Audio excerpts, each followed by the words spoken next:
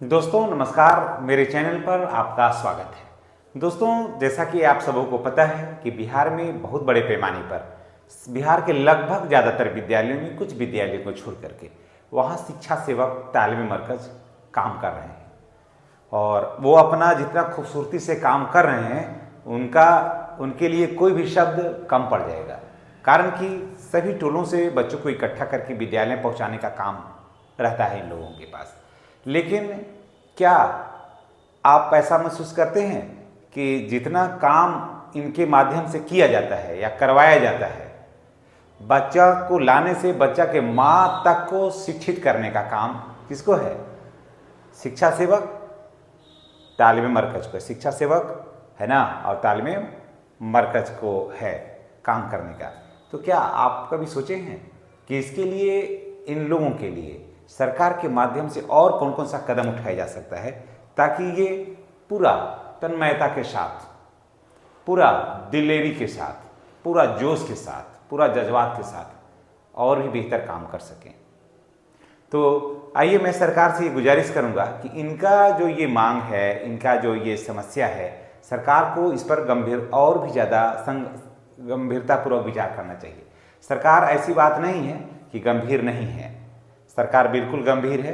तभी तो बहुत सारे प्लेटफॉर्म से मांग हुई है। स्वयं मुख्यमंत्री और माननीय मंत्री अशोक चौधरी जी और भी सदन में विधानसभा में इस पर कई तरह का सवाल भी खड़ा किया गया है कि इन सारी मांगों को पूरा करिए, उनको सरकारी शिक्षा का दर्जा दीजिए। आप उनको मांगें हो रही है तो आइए जानते हैं कि इसमें और क्या किया जा सकता है ताकि समाज से जो नीचे के वर्ग के लोग हैं उनको थोड़ा और ऊपर उठाया जाए। समाज का विकास या देश का विकास या राज्य का विकास तभी होगा जब सबका विकास होगा। ऐसा नहीं कि एक यहाँ पर हैं और एक यहाँ पर हैं तो यहाँ पर विकास नहीं हो सकता है। किसी व्यक्ति विशेष का विकास हो जाएगा लेकिन सामाजिक विकास नहीं होगा। सामाजिक विकास होगा एक सामूहिक प्रयास से और ऊपर और नीचे के लोगों के लेवल को ऊपर, नीचे के लोगों के लेवल को ऊपर करके। ऐसा नहीं कि ऊपर वाले को और नीचे कर दीजिएगा तब होगा, नहीं, ऐसा नहीं करना है। ऊपर जो हैं यहाँ तक लक्ष्य ले जाइए कि इसको यहाँ तक पहुँचा दिया जाए ताकि जो है कंधे से कंधा मिला करके काम करें। तो चलिए शुरू करते हैं कि बिहार के शिक्षा सेवकों के उत्थान के लिए सरकार क्या कर सकती है, क्या सरकार के पास क्या विजन होना चाहिए, क्या कर सकती है जिससे कि उसका उत्थान हो। शिक्षा सेवकों का शिक्षा के पद पर समायोजन होना चाहिए। जी हाँ, सबसे मुख्य मांग यही है कि शिक्षा सेवकों को शिक्षा के पद पर समायोजन होना चाहिए। क्यों? क्योंकि ये 15 साल से विद्यालय में बेहतरीन सेवा दे रहे हैं, इसलिए इनको मिलना ही चाहिए। दूसरा है वेतन संरचना में सुधार और समय पर भुगतान। जी हाँ, इनका वेतन संरचना में सुधार होना चाहिए। इंक्रीजमेंट जैसे अन्य कर्मचारियों को होता है इसी तरह से इनका भी होना चाहिए और समय से भुगतान होना चाहिए क्योंकि पूरा समय दिन भर स्कूल में ही लग जाता है। खेती बाड़ी इन लोगों के पास उतनी होती नहीं है, सारा कुछ जो है इसी नौकरी पर है। तो समय से नहीं दीजिएगा पेमेंट तो शादी है, ब्याह है, उसके बाद मरनी है, हरनी है, सारा काम तो इसी से करना होता है, इसी पैसा से करना होता है। तो समय से वेतन संरचना में सुधार होना चाहिए, समय से वेतन का भुगतान होना चाहिए। प्रशिक्षण और शिक्षण गुणवत्ता में सुधार। प्रशिक्षण का कार्य हालांकि कुछ शुरू हो गया है और भी बेहतर किया जाए ताकि बच्चों को मोटिवेट करके और भी बेहतर तरीके से शिक्षा सेवक भाई बहन जो हैं उसको ला सकें ताकि इनका जो कद है समाज में और भी ऊपर हो। और जहाँ जहाँ देख रहे हैं कि शिक्षा सेवक हैं वहाँ प्रभाव तो इनका है और बच्चे इनकी बात को बहुत मानते भी हैं। और जब एक बार विद्यालय में बच्चों को जो काम के लिए बता देते हैं या डांट देते हैं कि ये अमुक कार्य नहीं करना है, इससे विद्यालय की क्षति होगी, तो देखते हैं कि वो काम बच्चा किसी भी कीमत पर नहीं करता है। प्रोन्नति यानी प्रमोशन और कैरियर ग्रोथ के अवसर। जी हाँ, जैसे काम बहुत अच्छा कोई कर रहा है ना, तो उसको कुछ प्रोन्नति दीजिए, उसे कुछ संतावना दीजिए, उसे कुछ पुरस्कार दीजिए ताकि उसके अंदर जो है ना वो जोश जगेगा, उसके अंदर उल्लास जगेगा।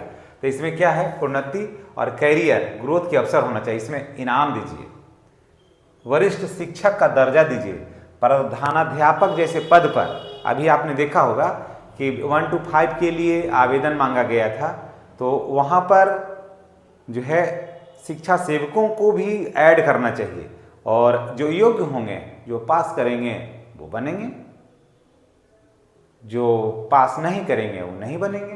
तो अवसर मिलना चाहिए ताकि उनके अंदर भी लगे कि सरकार हमारे लिए भी कुछ सोच रही है और ये सब परीक्षाओं में हम भी बैठ सकते हैं। योग्यता होगा तो जरूर होगा। और सरकार को इन लोगों को भी NIOS के माध्यम से DLED करवाया जाए ताकि सभी कोई जो है ना, सब पढ़े सब बढ़े, ये लोग भी शिक्षा को और भी बेहतर तरीके से बच्चों को दे सकें, ऐसा करना चाहिए सरकार को। उसके बाद स्वास्थ्य बीमा और सामाजिक सुरक्षा योजना। जी हाँ, जैसे इन लोगों के पास वेतन कम होता है, इन लोगों की जानकारी नहीं होती, इन लोगों को सामूहिक रूप से कुछ LIC वगैरह होना चाहिए। और उसके बाद पेंशन की सुविधा होना चाहिए, अनुकंपा होना चाहिए। कारण कि जब लोग नहीं रहते हैं, जब तक अपना शरीर चलता है तब तो ठीक है, लेकिन अगर कुछ रोग बीमारी से, एक्सीडेंट से अगर मर जाते हैं लोग, तो यहाँ पर पूरा परिवार जो है ना वो बिखर जाता है। तो ऐसे में अनुकंपा का पूरा अधिकार होना चाहिए और मृत्यु का लाभ होना चाहिए। अगर मृत्यु हो जाती है तो 4 लाख रुपया जो मिलना है वो समय से मिले। ये नहीं कि मृत्यु हुए है 25 में या मिल रहा जाके 28 में, तो ये 3 साल क्या होगा परिवार का। ये सब चीज़ों पर सरकार को ध्यान देना चाहिए। उसके बाद महिला शिक्षा सेवकों